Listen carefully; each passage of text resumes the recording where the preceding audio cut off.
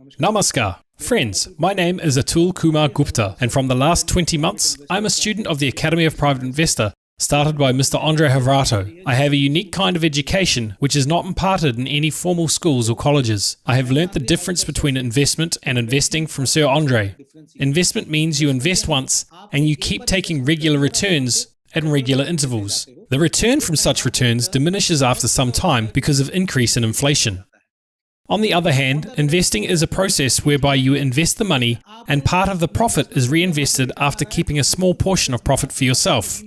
Next month, again you get profit, and after keeping a portion of profit, you reinvest the rest. When you keep doing this every month, then your investment portfolio will start increasing, and your profit will also rise along with it. And your capital will keep increasing. Second thing I learned was diversification. If you have 100 rupees, then don't invest all of your 100 rupees in one sector.